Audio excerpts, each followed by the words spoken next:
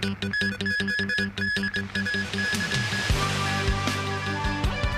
John Lee attends a policy address consultation session in Mongkok.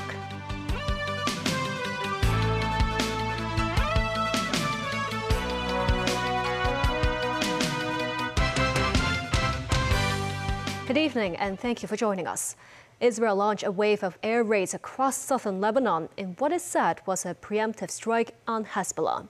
The Iranian-backed group said it has sent hundreds of rockets and drones back at Israel. Early reports say 2 people have been killed in Lebanon.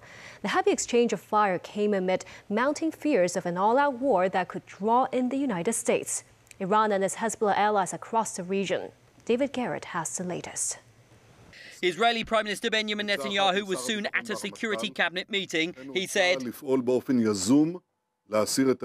"We detected Hezbollah's preparations to attack and proactively instructed the IDF to remove the threat. They destroyed thousands of rockets aimed at the north of the country. They thwarted many other threats operating with great power." Hezbollah fired back. Explosions spotted over Haifa, the Israeli coastal city in the north. The Iran-backed Hezbollah group has been threatening to attack Israel since the assassination of a commander in Beirut last month. Hezbollah says it launched hundreds of Katyusha rockets and drones aimed at Israel. Israel passenger planes were diverted due to aerial attacks. Some airports in the north of Israel were closed down, with planes landing in the south. The attacks came as Egypt hosts talks aimed at ending the Israel-Hamas war. Egypt warned against a new war front in Lebanon and called for stability after the latest exchange. Hezbollah has said it will halt fighting if there is a ceasefire in Gaza. Israel and Hezbollah have traded fire since Israel's invasion of the Gaza Strip in October. This escalation raises fears of a wider war that could drag in Israel's ally, the United States, and Iran that supports Hezbollah. David Garrett, TVB News. The founder and chief executive of the Telegram messaging app has been arrested by French authorities near Paris. Media reports say Russian-French billionaire Pavel Durov was taken into custody after arriving at Bourget airport from Azerbaijan. He was reportedly targeted by an arrest warrant in France as part of a preliminary police investigation. The probe is allegedly focused on a lack of moderators on Telegram, which police say allows undeterred criminal activity on the popular app. Encrypted Telegram has almost 1 billion users worldwide and is influential in Russia, Ukraine, and former Soviet republics. Russia-born, Dubai-based Durov founded Telegram with his brother in 2013. He left Russia in 2014 after refusing to comply with government demands to shut down opposition communities on one of his social media platforms. French authorities have opened a terrorism investigation after an arson attack on a synagogue in a southwestern Mediterranean town left a police officer injured. Security forces are searching for the suspect. 2 cars parked at the Beth Yaakov synagogue complex in the seaside resort town of La Grande Motte near Montpellier were set ablaze just after 8 a.m. Additional fires were lit at 2 entrances. A police officer who walked up to the site was injured after a propane gas tank in one of the vehicles exploded. 5 people, including the rabbi who were inside, were unharmed. Prosecutors were investigating the attack as an attempted assassination linked to a terrorist group. They said a male suspect spotted in surveillance videos fleeing the site was carrying a Palestinian flag and a weapon. Back locally, Chief Executive John Lee today attended a district forum in Mongkok to listen to public views and suggestions on the upcoming policy address in October. Celine Chen reports. Chief Executive John Lee arrived at a secondary school in Mongkok this morning to listen to the public suggestions regarding his third policy address.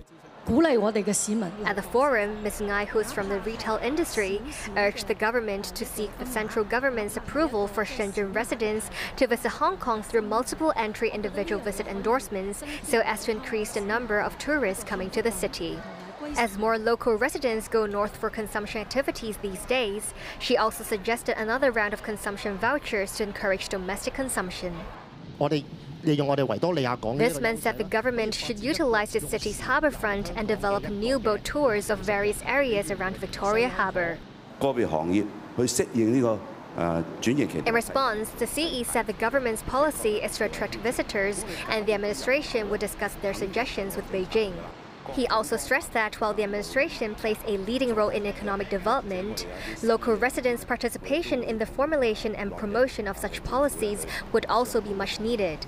Some participants are also concerned about the city's innovation and technology development and called for further application of new technologies across different sectors. The city's leader said Hong Kong needs to enhance its IT development, and the government will step up its efforts in searching for technology products to help enterprises upgrade and transform. Chief Executive John Lee said over 30 consultation sessions had been held since mid-July. He said he will continue to reach out to the community and gather more views and opinions from the public. Celine Chan, TVB News. Another concern raised at today's consultation session, the city's social welfare, including such issues as mental health and support services for elderly people. Chief Executive John Lee said there will be needs-based allocation of resources. With Hong Kong's aging population, emerging in tandem are problems with elderly care, particularly pressure and even tragedies involving seniors who have to take care of another elderly family member. The citizen hopes the government will compile a register that identifies the city's high-risk seniors, especially the so-called hidden elderly, who are not regular beneficiaries or on the radar of social welfare institutions. This woman said the community service vouchers have been useful, but such services are limited on Sundays or holidays. At the policy address public consultation session, the city's mental health support was also flagged. This woman asked if the government will consider extending the three-tier emergency mechanism, which will end soon. She asked if additional professional counseling services and counselor positions can be set up at district health stations and schools. In response, Chief Executive John Lee admitted the demand is huge and prioritization is key. In terms of resource allocation, he said the city needs to also focus on tackling the cause of mental health woes. They include building resilience and problem-solving skills of young people. Front and center among the public's concerns too are housing needs. This man hopes the sale of public rental housing can be relaunched while optimizing the pricing, premium payment arrangements and management of the estates for sale. This man said the city has much undeveloped land that could be unlocked from the Country Park Ordinance. The CEO noted he tapped views from various sectors on the city's subdivided units. He said new requests will be made to relevant working groups in the upcoming policy address to tackle issues related to subdivided flats. More than 943,000 travelers crossed Shenzhen's land border on Saturday, marking the highest single-day number this year. The number of inbound and outbound travelers at the Shenzhen land port at Futian and Laowu topped 237,000 and 261,000 respectively. The number at Shenzhen Bay and Liantang ports meanwhile surpassed 157,000 and 102,000 respectively.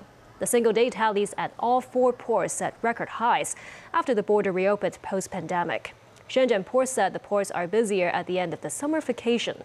That's not just because of the travel rush by mainland residents, but also Hong Kong and Macau residents traveling up north during the summer vacation and foreigners visiting China. Travelers are advised to plan their trips and avoid peak hours. And still ahead, a new collision between Chinese and Philippine vessels in disputed waters in the South China Sea. German police say a Syrian asylum seeker has turned himself in after Saturday's knife attack that killed 3. And locally, senior citizens now have to use the Joy U card to enjoy the $2 concessionary fare on public transport.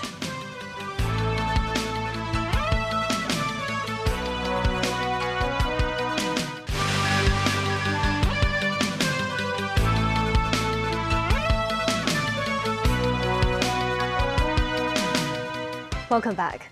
Chinese and Philippine vessels were involved in a new collision in disputed waters, Chinese media reported.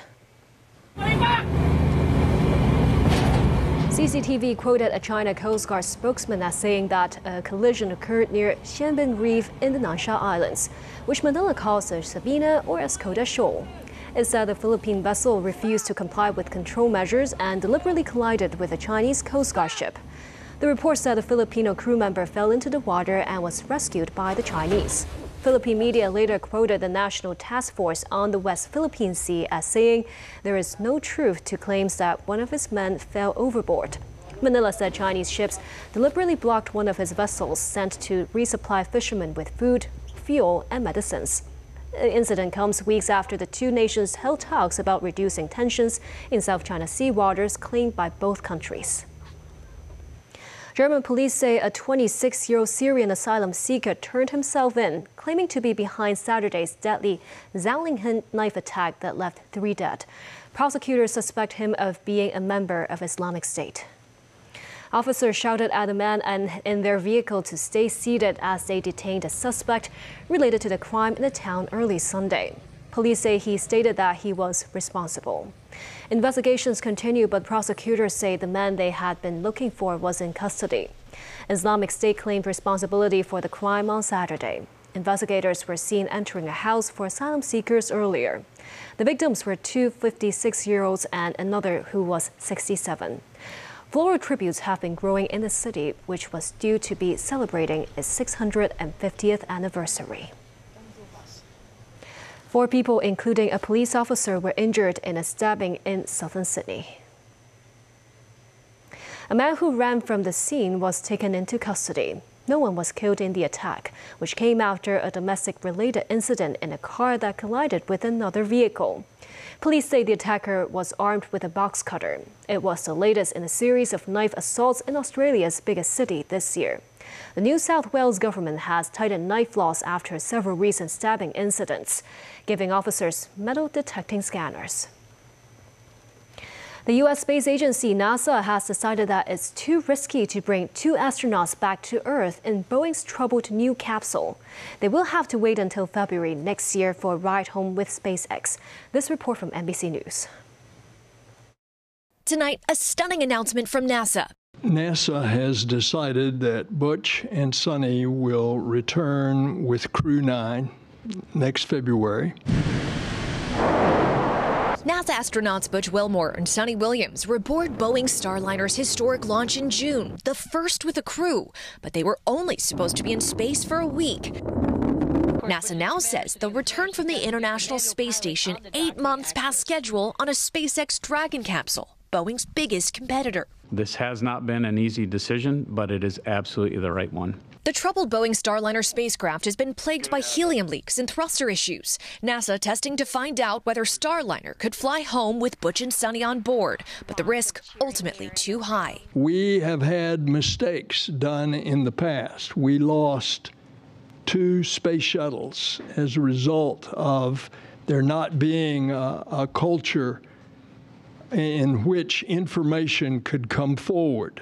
Boeing released this statement saying they continue to focus first and foremost on the safety of the crew and spacecraft. Here we are in the front of the International Space Station. NASA insisting Butch and Sonny have plenty of supplies to get them through and confident, despite the major setback, in Starliner's future. Senator Nelson, how certain are you that Boeing will ever launch Starliner with a crew on board again?